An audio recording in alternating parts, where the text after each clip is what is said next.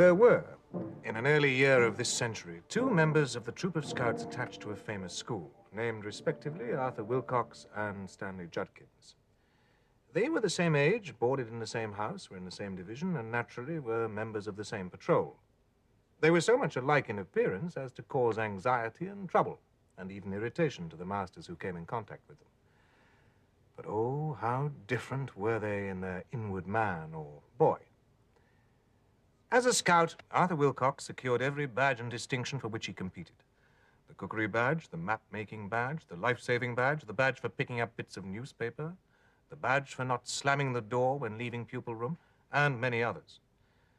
You cannot be surprised to hear that Mr. Hope Jones added a special verse to each of his songs in commendation of Arthur Wilcox, or that the lower master burst into tears when handing him the Good Conduct Medal in its handsome claret-colored case, the medal which had been unanimously voted to him by the whole of the third form. You cannot again wonder that in after years Arthur Wilcox was the first boy to become captain of both the school and of the Oppidans, or that the strain of carrying out the duties of both positions, coupled with the ordinary work of the school, was so severe that a complete rest for 6 months, followed by a voyage round the world, was pronounced an absolute necessity by the family doctor. It would be pleasant task to trace the steps by which he attained the giddy eminence he now occupies. But for the moment, enough of Arthur Wilcox. Time presses, and we must turn to a very different matter, the career of Stanley Judkins. As a scout, Stanley Judkins secured no badge save those which he was able to abstract from members of other patrols. In the cookery competition, he was detected trying to introduce squibs into the Dutch oven of the next-door competitors. For the tidiness badge, he was disqualified because, in the midsummer school time, which chanced to be hot, he could not be dissuaded from sitting with his fingers in the ink, as he said, for coolness' sake. For one piece of paper which he picked up, he must have dropped at least 6 banana skins or orange peels. Aged women, seeing him approaching, would beg him with tears in their eyes not to carry their pails of water across the road. They knew too well what the result would be. In short, Stanley Judkins was no credit to the scouts, and there was talk on more than one occasion of informing him that his services were no longer required. In the end, however, milder counsels prevailed, and it was decided to give him another chance. So it is that we find him camping with the troop at the beginning of the midsummer holidays. It was a lovely morning. Stanley and one or two of his friends, for he still had friends, lay basking on the top of a grassy down, staring at a clump of trees in the middle distance. "I wonder what that place is called," said Stanley. "Anybody got a map?" "Here's one," said Wilfred Pipsqueak, ever resourceful. "And there's the place marked on it. But it's inside the Red Ring. We're not allowed there." "You can ask this old chap what it's called, if you're so keen to find out," said Algernon de Montmorency. This old chap was an old shepherd who had come up and was standing behind him. "Good morning, young gents," he said. "You got a fine day for your doings, ain't you?" "Yes, thank you," said Algernon with native politeness. "Can you tell us what that clump over there's called? And what's that thing inside it?" "Of course I can tell you," said the shepherd. "That's Wailing Well, that is. But you ain't got no call to worry about that. There ain't a man or a sheep in these parts uses Wailing Well, nor haven't done all the years I've lived here." "Well, there'll be a record broken today, then," said Stanley Judkins, "because I shall go and get some water out of it for tea." "Sakes alive, young gentleman," said the shepherd in a startled voice. "Don't you get to talking that way. Why, ain't your master give you notice not to go by there?" "Yes, they have," said Wilfred Pipsqueak. "Shut up, you ass," said Stanley Judkins. "What's the matter with it? Isn't the water good?" "I don't know as there's anything much wrong with the water," said the shepherd. "All I know is my old dog wouldn't go through that field, let alone me or anyone else that's got a morsel of brains in their heads." "But I see there's tracks in it," said Wilfred. "Someone must go through it sometimes." "Tracks," said the shepherd. "I believe you. 4 tracks, 3 women and a man." "Who are they?" asked Algernon. "Why do they go there?" "There's some, perhaps, could tell you who they was," said the shepherd. "But it was afore my time they come by their end. And why they goes there still is more than the children of men can tell. Except I've heard they was all bad uns when they was alive, Why, you don't mean they're deaders, cried Stanley. What rot! There must be a lot of fools to believe that. Who's ever seen them, I'd like to know? I've seen 'em, young gentleman, said the shepherd. About 4 o'clock of the day it was, much such a day as this. I see 'em, each one of 'em, come peering out the bushes and stand up and work their way slow by them tracks towards the trees in the middle where the well is. And what were they like? Do tell us, said Algernon and Wilfrid eagerly. Rags and bones, young gentleman. All 4 of 'em fluttering rags and whitey bones. It seemed to me as if I could hear 'em clacking as they got along. Very slow they went and looking from side to side. The boys pondered for some moments on what they'd heard, after which Wilfrid said, "And why is it called Wailing Well?"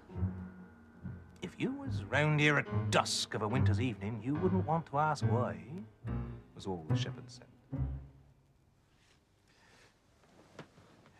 Early in the afternoon of next day, the following dialogue was heard. "Wilcox, is all your tent there?" "No, sir, Judkins isn't." "That boy is the most infernal nuisance ever invented. Where do you suppose he is?" "Sir, I shouldn't wonder if he'd gone to the Wailing Well." "Do you mean inside the Red Ring? Good heavens, what makes you think he's gone there?" "Why, he was terribly keen to know about it yesterday, and we were talking to a shepherd man, and he told us a lot about it and advised us not to go there. But Judkins didn't believe him and said he meant to go." "Young ass," said Mr. Hope Jones. "Did he take anything with him?" "Yes, I think he took some rope and a can. We did tell him he'd be a fool to go." "Little brute. What the deuce does he mean by pinching stores like that? Well, come along, you 3, we must go after him. Why can't people keep the simplest orders?"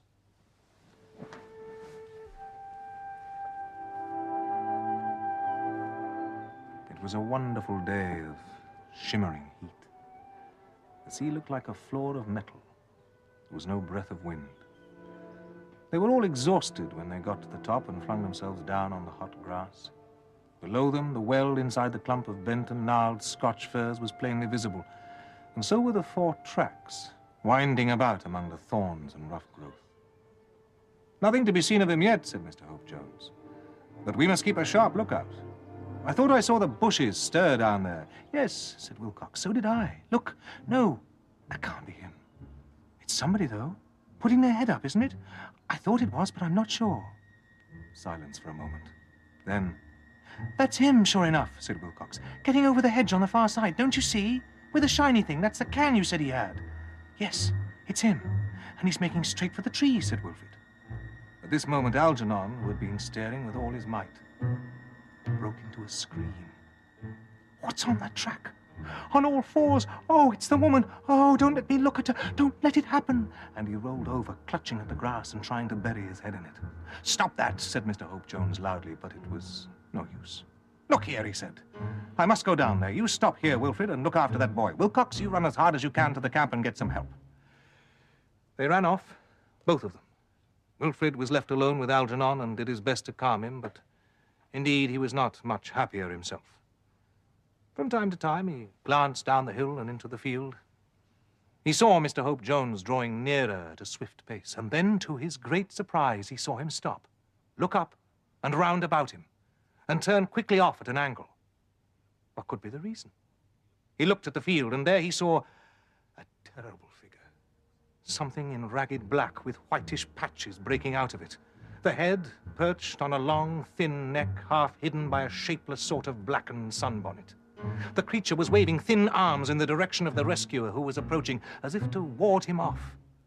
And between the 2 figures, the air seemed to shake and shimmer as he had never seen it. He looked away hastily to see Stanley Judkins making his way pretty quickly towards the clump, and in proper scout fashion, picking his steps with care to avoid treading on snapping sticks or being caught by arms of brambles. Evidently, though he saw nothing, he suspected some sort of ambush, and was trying to go noiselessly. Wilfrid saw all that, and he saw more, too. With a sudden and dreadful sinking of the heart, he caught sight of someone among the trees waiting, and again of someone, another, of the hideous black figures, working slowly along the track from another part of the field, looking from side to side as the shepherd had described it. Worst of all, he saw a 4th, Unmistakably a man this time, rising out of the bushes a few yards behind the wretched Stanley and painfully, as it seemed, crawling into the track. On all sides, the miserable victim was cut off. Wilfred was at his wits' end. He rushed at Algernon and shook him. "Get up," he said. Yell as loud as you can. Oh, if we'd only got a whistle." Algernon pulled himself together. "There's one," he said. "Wilcox says he must have dropped it." So one whistled, the other screamed. In the still air, the sound carried. Stanley heard. He stopped. He turned round. And then, indeed, a cry was heard, more piercing and dreadful than any that the boys on the hill could raise. It was too late. The crouched figure behind Stanley sprang at him and caught him about the waist. Stanley struck with his can, the only weapon he had.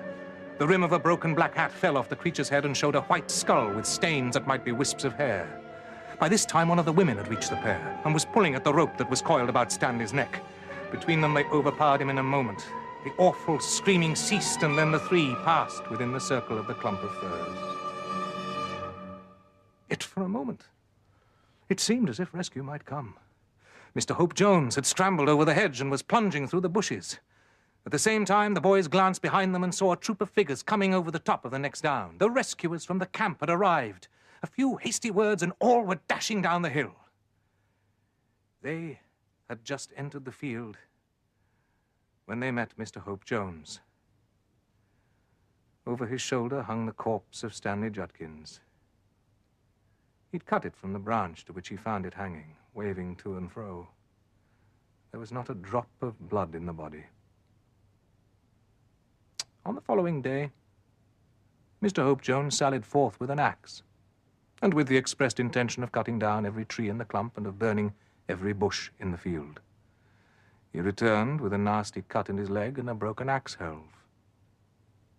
Not a spark of fire could he light, and on no single tree could he make the least impression. I have heard that the present population of the Wailing well field consists of 3 women, a man, and a boy. Such is the story of the career of Stanley Judkins, and of a portion of the career of Arthur Wilcox. It has, I believe, never been told before. If it has a moral, that moral is, I trust, obvious. If it has none, I do not well know how to